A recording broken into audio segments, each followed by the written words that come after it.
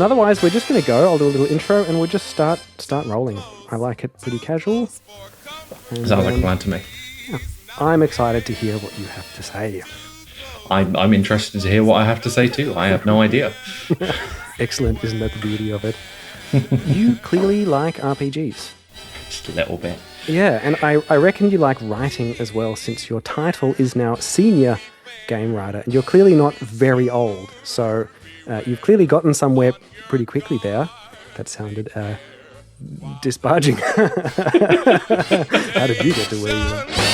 One thing leads to another. Too late to run for cover.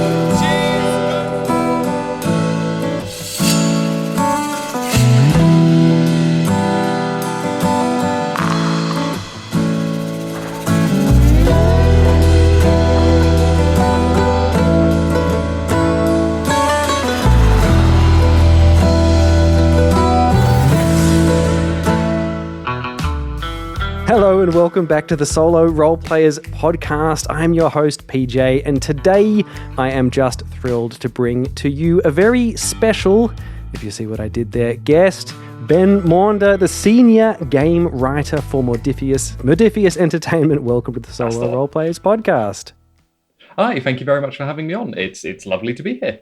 Lovely to be here, and you are not too far away. You are only an hour in time distance away from us, which is really nice because when we talk to Americans, that's always tricky with the time difference. So I'm always happy to have a nice, comfortable afternoon with a cup of coffee interview. I'm more than familiar with that lovely time transition. So this is a dream come true. I bet you are. So we're going to dive straight into it. We have lots to talk about. This is a bit of an odd position for solo role players because I am interested in you specifically for Wasteland story stuff and Fallout stuff, but we're just going to combine things a little bit here since I'm pretty sure everyone who listens to Wasteland story is also a listener of this show, and I will put an announcement over on there as well. We're going to be talking about some exciting Fallout news. I've got lots of things I want to learn from you, but before we get into any of that, I like to start off by just hearing about everyone's story of how you discovered RPGs in the first place, because there always is one. So what is yours? Mine's a really worryingly straightforward one. When I was a kid, I got, it's a long rambly thing, but I'll keep it succinct. I got handed a bin bag full of Warhammer models for my birthday by my cousin once, and played loads of Warhammer 40k back in the day of 3rd edition when I was 12. And the place I went was run by a lovely chap who is now the godfather of my child, who one day turned around and went, "Hey, has anyone here ever tried D&D?" I'd been playing 40k with this guy for like 4 or 5 years at that point. I was like, "No, I've never heard of it." I had genuinely never heard of it. Sat down for an afternoon, played a very short intro game. I still remember my character's name, Rabal Ravenheart, which I'm sure was ripped off from some book somewhere. Who was a little druid who threw wolves at people. As you do. Yeah, just it's nice normal D&D things, right? From there, I played that one session. I was like, no, this is great. I'm hooked. When can we play again?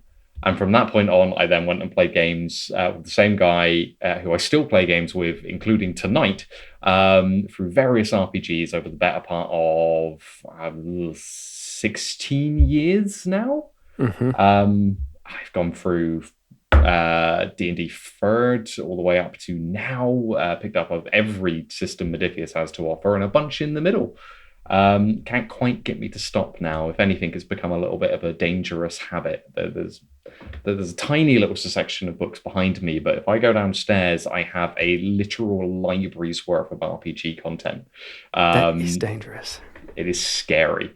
On the plus side, it has now infected down to my daughter, who also plays, although hasn't quite got the finer rules of how rules work. And so it's like, nah, you're just dead. So, which arguably is a really great way to play RPGs and not worry too much about the rules. You told me just in the green room earlier that your daughter's 12. My son is a similar age. He's 13, and he's also into playing RPGs. I don't know if I've given him a gift or a curse. I think it's definitely a gift. I'd be really interested to hear, what's your daughter into? What does she like to do? What does she like to play? So at the moment, she's very much kind of free form. She just likes to play around with the loose concept of role playing more than anything else. Of here's just a handful of dice.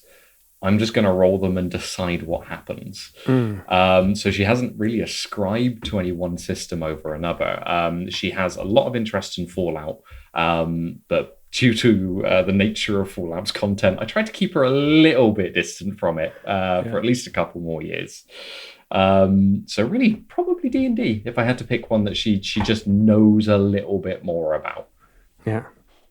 Yeah, and I think we talk about all the time over in our Discord about engaging with your kids with role-playing and that kind of thing. And I really think it is such an incredible skill that they're learning here about how to... I mean, my son plays solo as well, and he's then sitting... I mean, he plays games in a group as well. Yeah. But it's still at that very early age of where, it's way over the top and conflicting characters, and no one's thinking about the story. They just want to blow up the thing. Oh, big time. Yeah. How much violence can I unleash, right?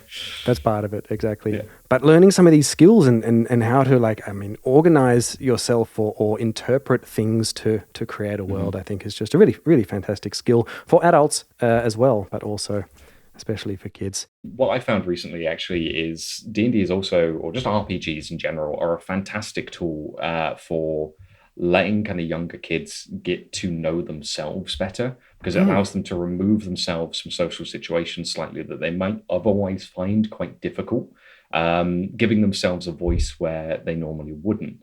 My daughter, for example, is quite a quiet soul. When we put her in a normal room full of adults and other kids, she'll be quite reserved and willing to keep to herself.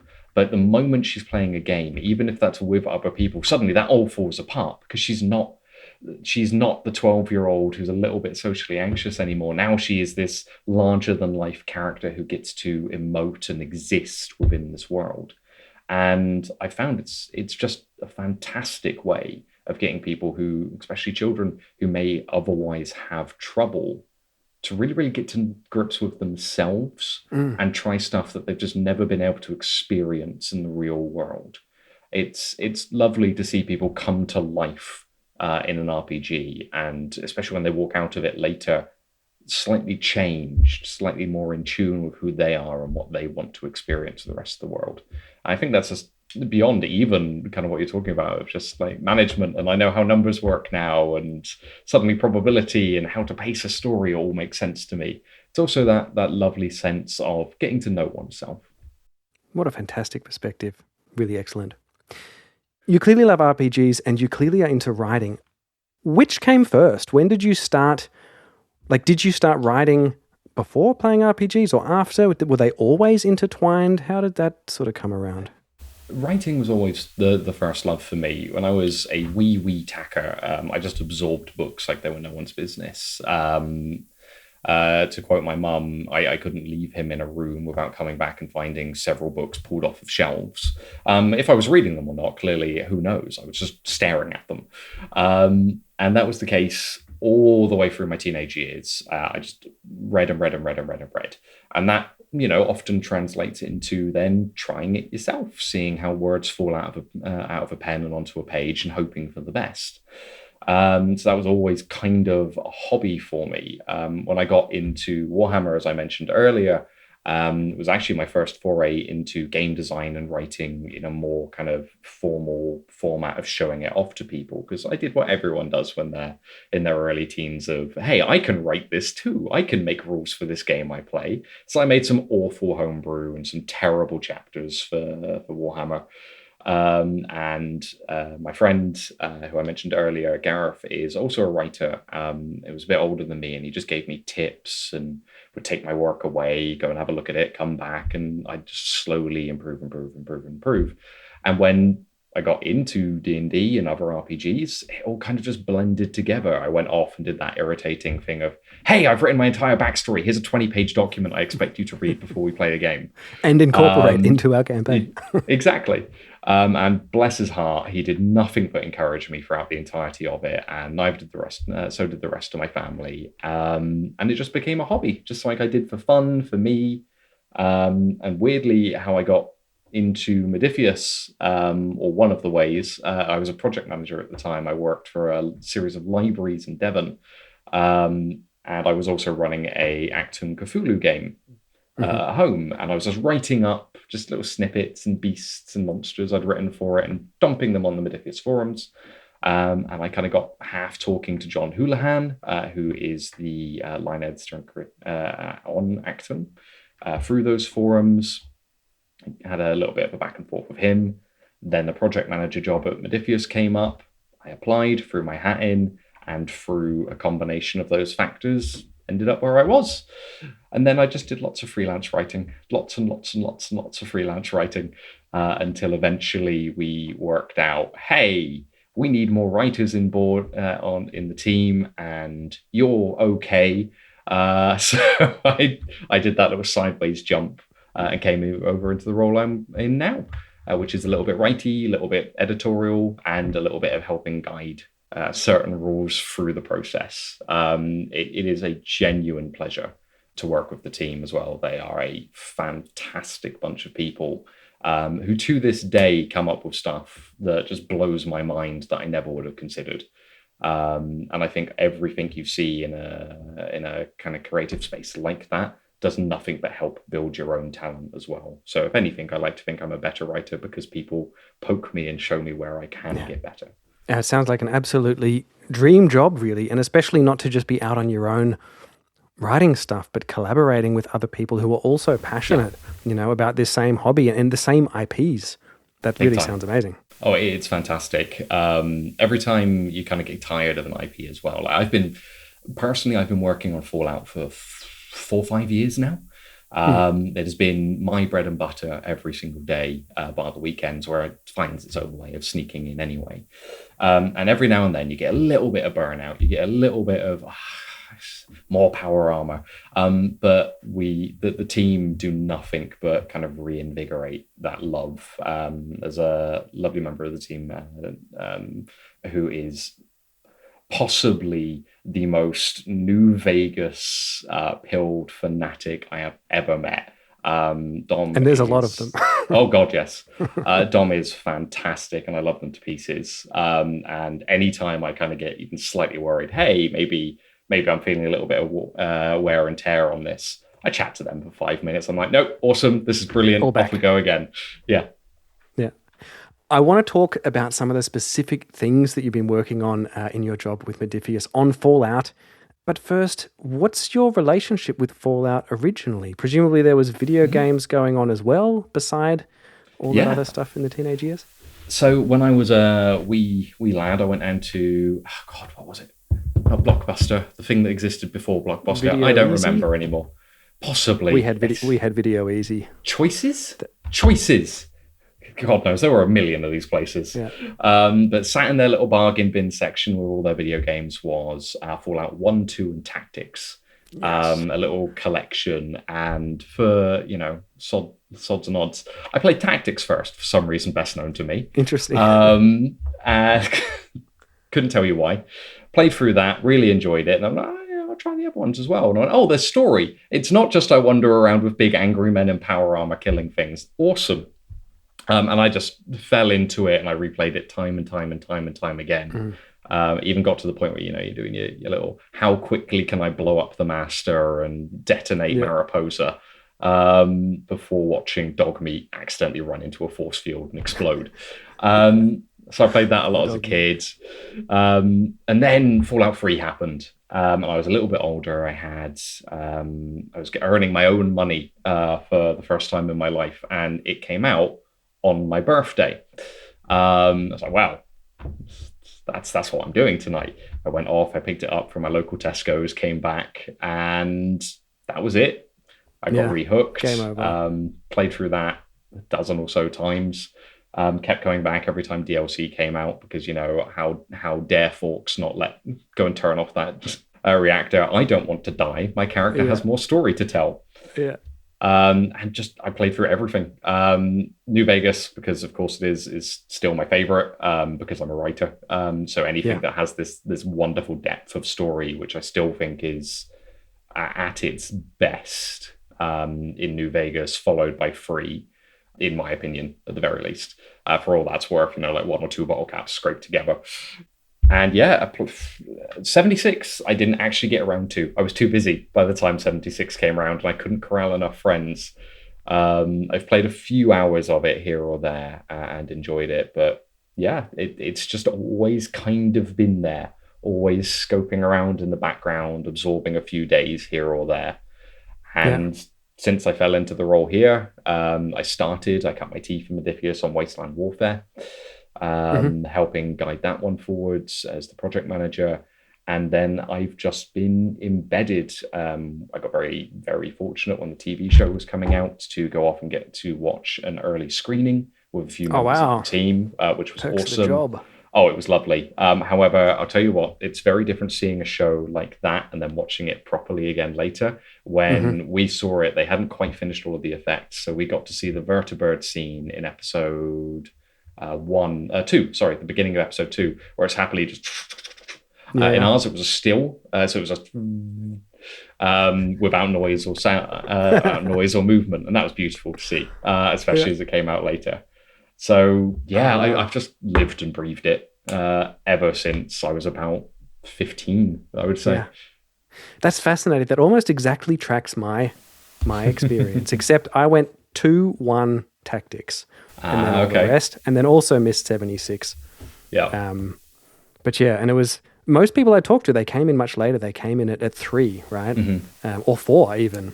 Yeah. But for me, I just remember learning that 3 was coming out and just thinking, oh my God, I'm going to see this in 3D, in real lifelike stuff, and seeing what things look like, seeing what the Wasteland looks like through the eyes of my protagonist. And I just remember being incredibly excited about that. Oh, it's fantastic. And it led to such lovely, clean storytelling as well. I remember finishing my playthrough and going, okay, I'm not going to go and do... this was post-Project Purity or Broken Steel. That's the word I'm looking for. So you could actually finish the storyline and still exist. And I made a mistake very, very early on, which is I helped Tenpenny and blew up Megaton because, again, I was a teenager and it was the edgy thing to do. Yeah.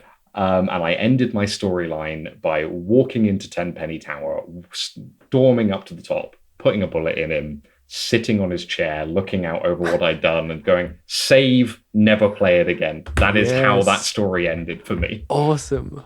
Which is very Fallout. That's a super Fallout character arc, right? Exactly. We've got a lovely bit in Solo, we'll talk about later, where we kind of explore a bunch of the different themes in Fallout and how to best integrate them into your story. And one of the big things we talk about are the circles, how Fallout is this inevitability of everything coming back around and around and around and around, and that every violent action will be met with a violent response, no matter how hard you try to get around it. This is just the nature of the world now. No matter what happens, the snake will eat its own tail. And to me, and you can't have, or more precisely, the Wasteland will not let you have a happy ending. There can only be this bitter acceptance before you move to your next step. And to me, that's what that story was, which was, okay, did a horrible thing, blew up Megaton, Tenpenny enjoys it. However, a horrible thing comes back and Tenpenny dies, which is inevitably going to mean my Vault Dweller sat at the top of that tower is going to suffer another consequence of his action. Yeah. Be that the rest of the people in the tower coming to get him, or someone Tenpenny knows coming to get them. Who knows? But that's Fallout, and it will never stop being like that. That is really inspirational for me, for my own solo play now, to hear that just put into words. Like I inherently understand exactly what you're saying, and inherently I think even have internalized some of that, but I've never analyzed and thought about that cyclical nature in Fallout like that. So that will make an appearance. Oh, wonderful! in years down the track when I finally finish my long ongoing story. I look forward to it. Yeah, really, really awesome. Since you mentioned solo, this is extremely exciting, and this is the reason why you are on here. Not because I want to leverage the position that I've found myself in on the internet as a way to just talk to people that I really want to pull information from. It's fantastic. It's great.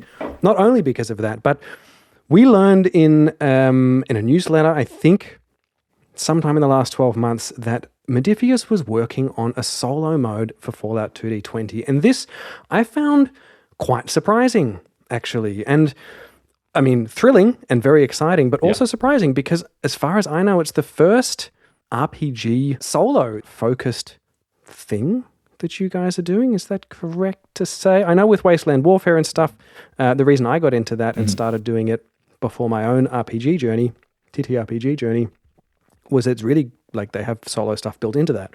And they have, AI for the other team and stuff built into that.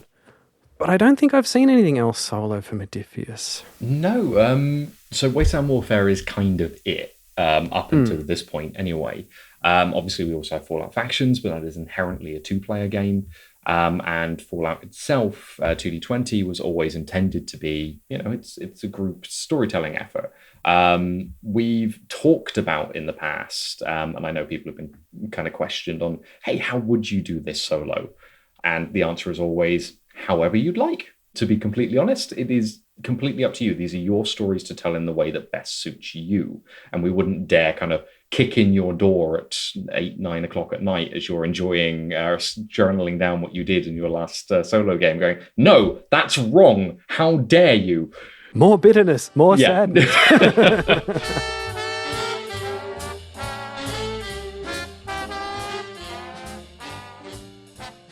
So what we wanted, as I say, is to very much go, right, let's give people a framework for this so they can go off and have these adventures and tell these stories in the best way they can with a little bit of help, just a skeleton to hold on to.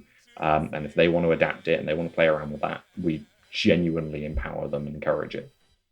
Yeah, that's really interesting to hear. I mean, I am proof, and our whole little niche of the community over here, that Fallout is actually a fantastic game to play solo as it is, but you do need external tools in order to do that. And for me, I've been using Mythic Game Master Emulator, if you're familiar with Mythic.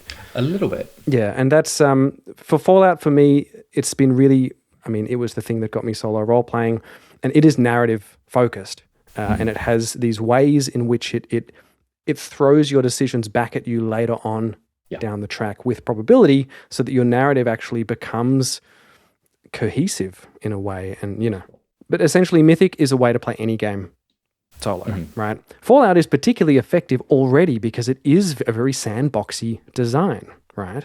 You do have all of these different mechanics and elements that you can zoom in on or out of depending on what you like.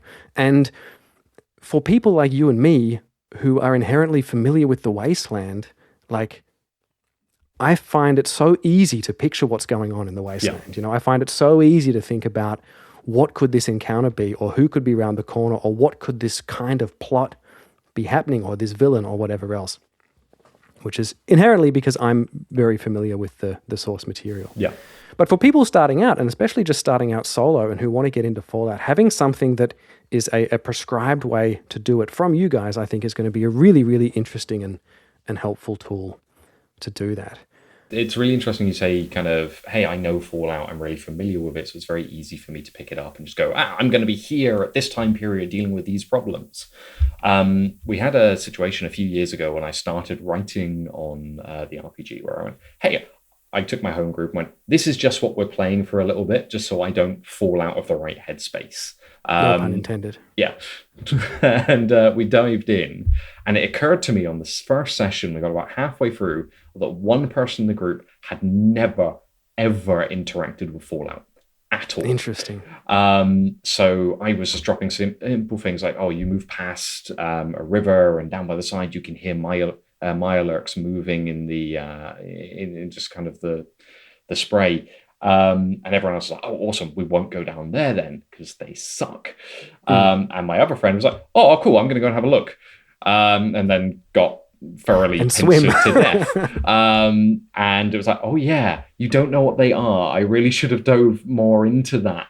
And it was the perfect example of, we have as role players kind of this innate library of information that some people just don't have. We know, hey, that's dragon, that's a wyvern, this is that, and you just don't think beyond that. That's just your knowledge pool. But the moment you interact with someone who's like, I haven't the foggiest, then your tools need to become different. And that's, again, why a solo book like this is part rule book and part encyclopedia, where we really want to give everyone all the tools they need to understand what's out there as well. And that's why I think you'll see a lot of role-playing games that come out now. You have a very, very small section, which is, here's the rules, and then poof, here's all of the information about the world. And the bestiaries are beautifully illustrated with hugely in-depth detail on, hey, this is what this creature is, this is how it works. And it's brilliant for the DM.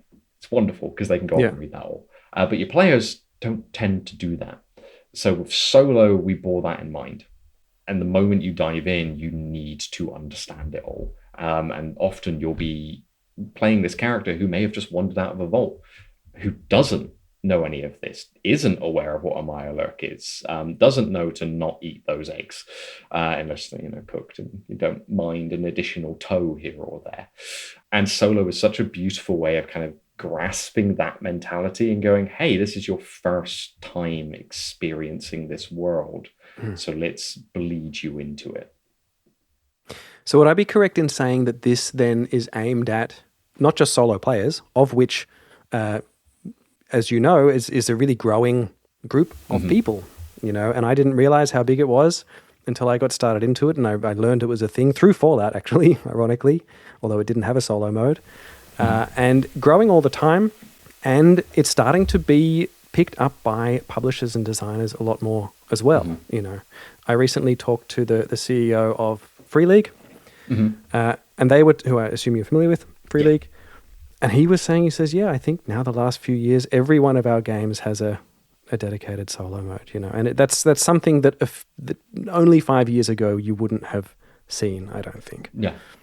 So for us and our side of the hobby, it's really great to see that the awareness is being risen, and we are being more catered to by some of the more mainstream publishers and designers out there. I'll be honest, I was very surprised by how big it was. I've only ever played as part of a larger group until recently. And when this first turned up on our desks, as with a lot of things, like you're seeing it now, we started talking about it 4 years ago.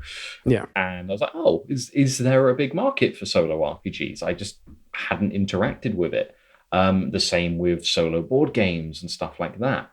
And it genuinely blew my mind the more digging I did and the more people I spoke to. I was like, wow, this is huge. And I mean, it shouldn't be that surprising. I was someone who wrote stories for my own enjoyment and no one else's. It's like it's just the natural progression of someone who just is so in love with the concept of creating stories and so in love with evolving narrative and so on and so forth, that of course it exists. Of course it's everywhere. And those people are some of the most passionate RPG players you will ever meet, because you have to be, because there's no one else driving that. There's no one else stood there going, oh yeah, we should do this. There's no, I just want to tell this story. Even if it's only to myself, I want to. And it is a beautiful level of passion to see in people. It is genuinely fantastic. It really is wonderful. It is still tricky for a lot of people to get their heads around until you actually try it, because it is such a unique experience. And I know you did some play testing now for Fallout, which I'm keen to hear about as well. But to me, when I'm trying to describe it to people, and even people within TTRPG, people like yourself before this project came across your desk, even to people within it, but saying that passion of, I just want to tell this story. When I explain it to people, I say it's the unique experience of being able to read a story and write it at the same time. And it really does feel like that, And there are, of course, many, many different ways to play solo. Some of them are more mechanical. Some of them are more narrative. Whatever it happens to be, some of them are journaling. I don't journal at all, for example, in my solo play, and yet I'm still creating these big narrative things. But it is just this wonderful thing, and it's so great to see this becoming more and more viable. And speaking back to kids again as well, like, it's such a great skill set. It's not just the probability and the maths and the organization, but it's actually the imagination and the storytelling and that kind of thing, like we were talking about earlier. What I was going to say, though, is would I be correct in saying then that this Fallout solo mode, not only is that, but obviously for people who want to play solo and want to experience the world of Fallout solo with a more guided experience than just playing openly as you do other solo RPGs, or even as an in to playing the more complex way, but also for new players to be able to get their toes wet in the world and experience and learn a bit about the world so that they don't have the problem that your mate had with the Mirelurks in an upcoming group game, right? Yeah, very much Or so. for GMs who want to do the same thing and sort of build their knowledge and feeling that sort of tangible, tactile sort of feeling for the world, what it feels like to be in the Wasteland, so that you can then bring that across to your players as well.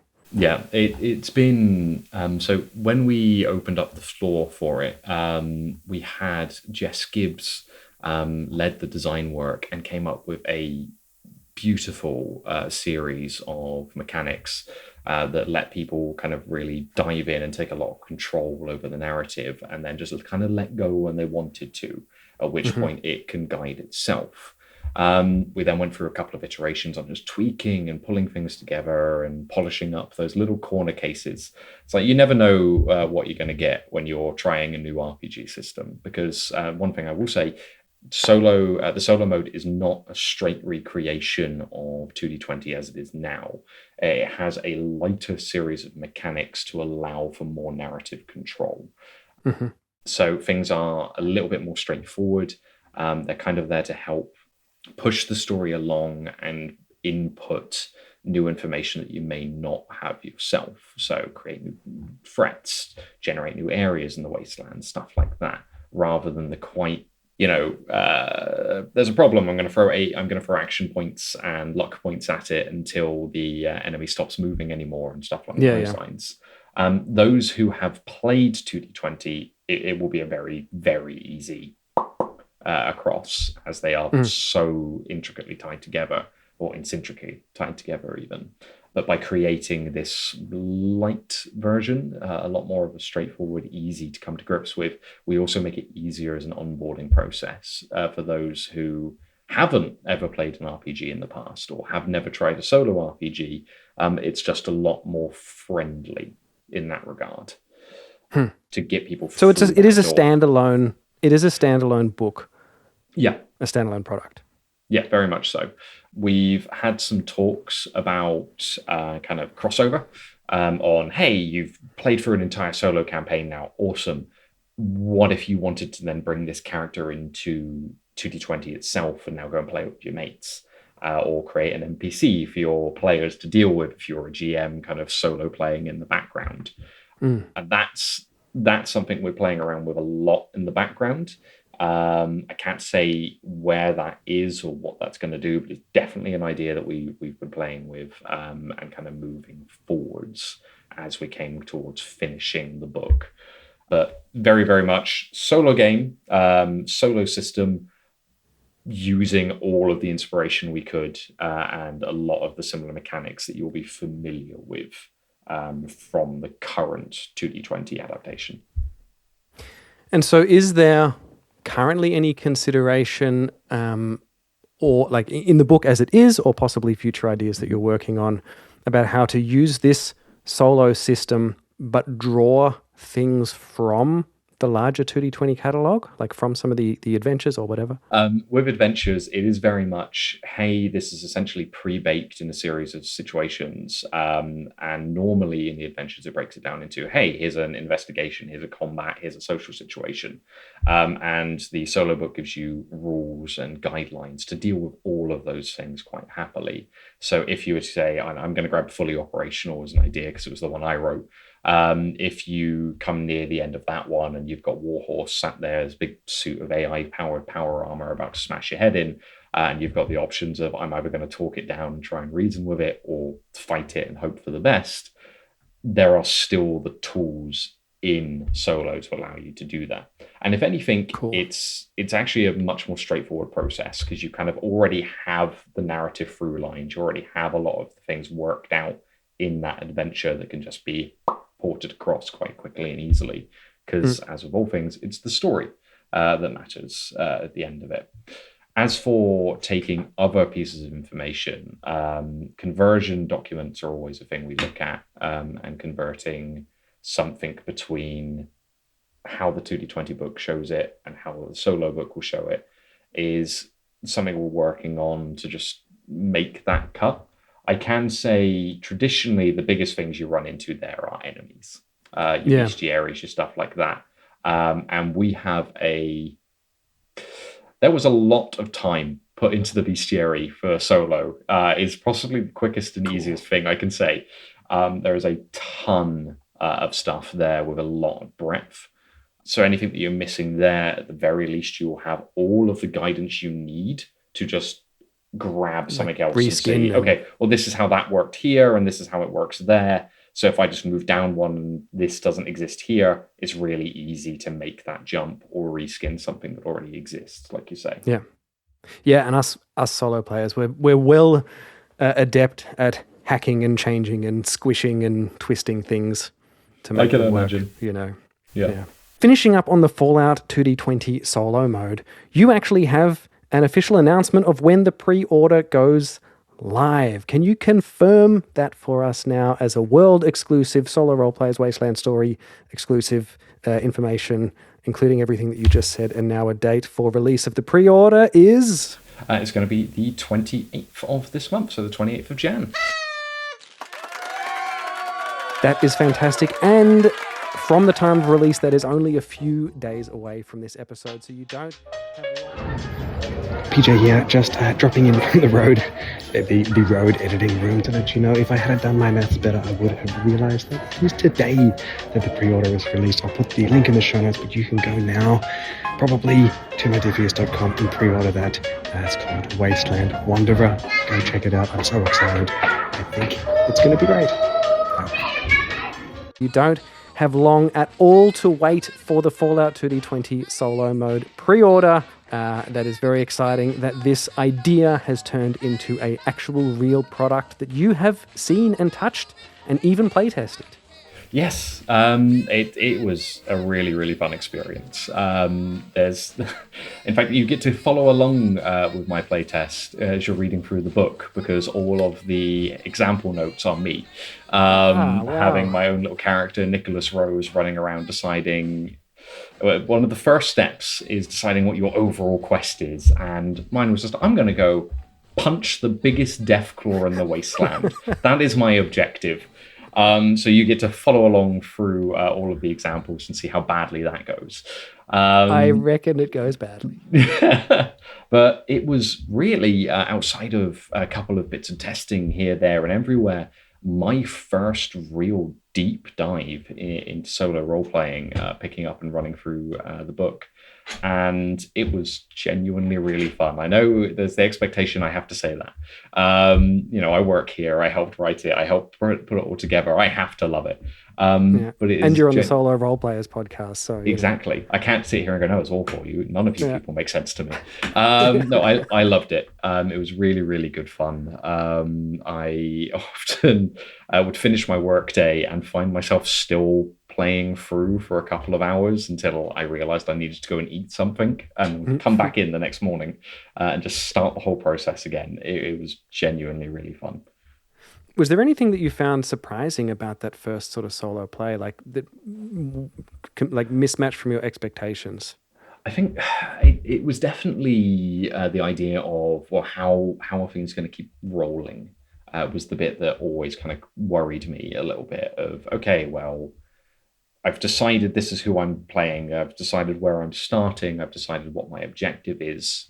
Well, now what? How does the story facilitate itself? Is there something pushing me forward? And that always worried me. It's like, oh, who's coming up with the ideas? How are you interacting with that?